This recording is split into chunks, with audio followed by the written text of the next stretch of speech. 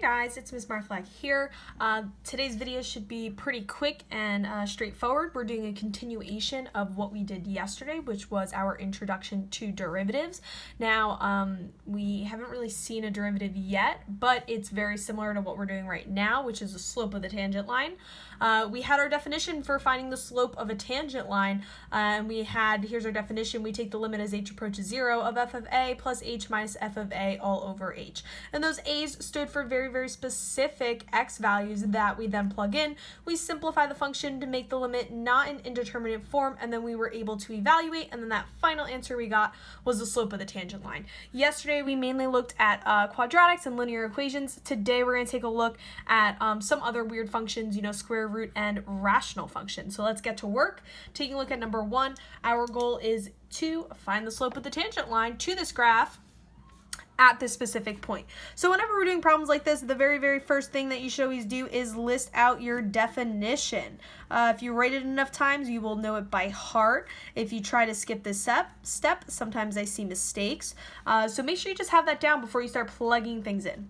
All right, and then now you could label this first coordinate as f as a, and then our y coordinate, once we plug a into the function, would be f of a. So when I'm taking this limit, I can take out the a's and I can replace it with 4. So we have 4 plus h. And then now my f of a, yesterday we put the 4 in here and then we evaluated it, but I could just see here that my y is my f of a. So minus f of a, I can go straight to the evaluation step and I can have a minus 2 there since f of a is 2. And that's going to be all over h. Now I do have some problems with this first piece here. It's my function notation, so I want to evaluate this function. So what I'm going to do is I'm going to take my x, which is 4 plus h, and I'm going to plug it into the function. So I have square root of wherever there's an x, I have a 4 plus h. And then I still have that minus f of a, and then that's all over h. And then we learned how to simplify limits in this form. This is our indeterminate form because when I plug in, I do get 0 up in the numerator and denominator.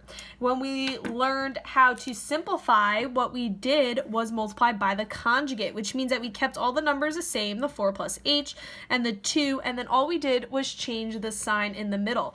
That sign in the middle is what allows us to get rid of those middle terms when we're quote-unquote FOILing. But what we do up in the numerator, we also have to do in the denominator to not change the value of our limit here. And then we talked about how your other, whether it's numerator or denominator, you want to keep factored. You don't want to distribute anything because most of the time something will start crossing out. Okay, let's see what we got up in the numerator. These square roots multiply and we're left with 4 plus h. So we know these are conjugates, so we're able to just multiply the first 2 terms, multiply the last 2 terms, and then take a minus sign. So multiplying the first 2 terms, multiplying the last 2 terms, and taking a minus sign. This is the exact same as if you took the time to do FOILing. You'll see those middle terms cross out or be combined to 0. And then now in the denominator, like I said, we're going to leave that denominator factored, just kind of hoping that some things will cross out for us. All right, we're going to keep it going with the simplifying here, and I have 4 minus 4. That's going to give me 0, so I'm just left with an h up in the numerator, and then what do you know? We also have an h down there in the denominator. So then h over h divide out to 1, and I'm left with a 1 up in the numerator, not a 0, a 1, and then I have square root of 4 plus h plus 2. And then now we're no longer in indeterminate form, so I'm able to substitute in. Once we do that substitution, the limit notation goes away, so wherever I have an h, I'm taking it out and I'm replacing it with a 0. And then I can see here, I got square root of 4 plus 2. We're taking that principal value. Square root of 4 is 2, and then 2 plus 2 is equal to 4, and our final answer here is 1/4. And that is the slope of our tangent line. Now, I do think the hardest part of this problem, once you get to this step, this is all solving limits algebraically, which we've done in the past. So I really do believe the hardest part of the problem is truly just setting the problem up. It can be a little confusing about like, wait, what is she plugging in? Why is that going there? So keep in mind, write your definition. You want to substitute a in. F of a is your y coordinate.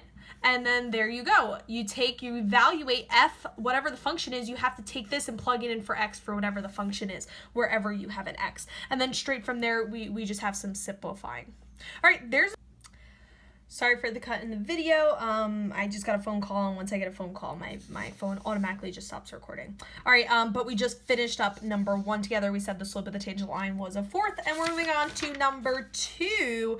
And our goal here is to find the slope of the tangent line to this graph, given this specific point. And you guessed it, the first thing you're gonna do is write out that limit definition, f of a plus h minus f of a, all over h. And then now what you can do is you can take out the a, and you know what a is, and you can substitute it in because we're given this very specific point, and my a here is going to be 0. So we have f of 0 plus h, and then now my f of a, we know what it is. It's my y value, and that's going to be 5. That's going to be all over h. And then I can simplify a little bit more up in the numerator before I evaluate. Well, 0 plus h is just going to be f of h. F of h.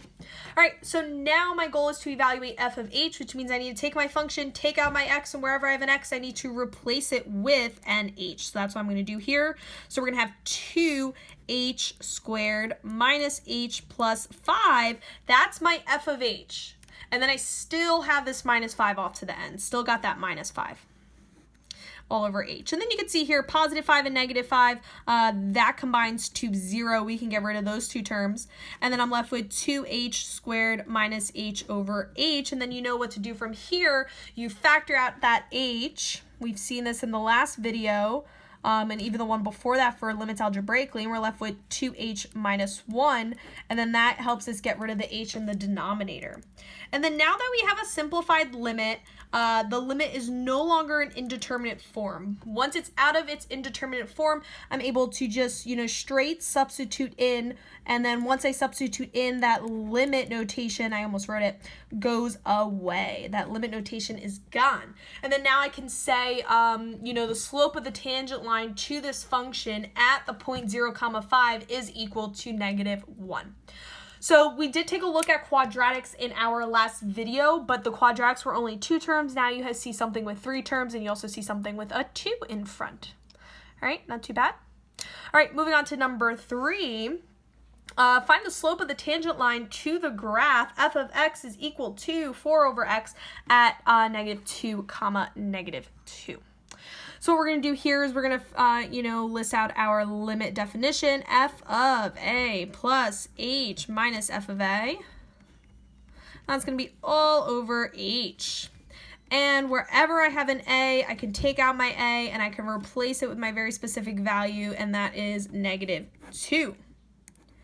And then now, when we do minus f of a, well, this is a, and my y coordinate is f of a, so I'm going to be minusing a -2. And then now I want to take out my x and replace it with what I have in parentheses here and put this function in. So I'm evaluating what I'm putting in right now up in the numerator. This is f of -2 plus h. Well, that's 4 over -2 plus h. And then I have a plus 2 here, and that's all over h.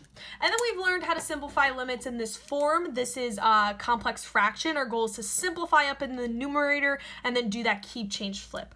Well, 2 is the same as 2 over 1. And I need a common denominator, so I'm going to be multiplying this fraction by -2 plus h, and I got to multiply it by the same thing in the denominator to not change the value there, not change the value. And then I'm going to show this step, even though you may be able to skip it, but I'll keep them separated as 2 fractions for just one more step here. -2 plus h all over -2 plus h. And then at this point, you should be seeing, oh, okay, I got the same denominator, which means I can combine fractions here. I got the same denominator, which means I got 4 plus 2, -2 plus h, and then that's all over -2 plus h, and that's all over h. And then now I want to get rid of those parentheses up in the numerator, so I want to be distributing that +2. So I'm distributing that +2, and we're going to have here the limit as h approaches 0 of 4 minus 4 plus 2h, distributing that 2 over -2 plus h. And I'm going to do my keep, change, flip also in this step. So I'm going to keep that first fraction, change the multiplication, and I'm going to take the reciprocal of h over 1, and that's going to be 1 over h.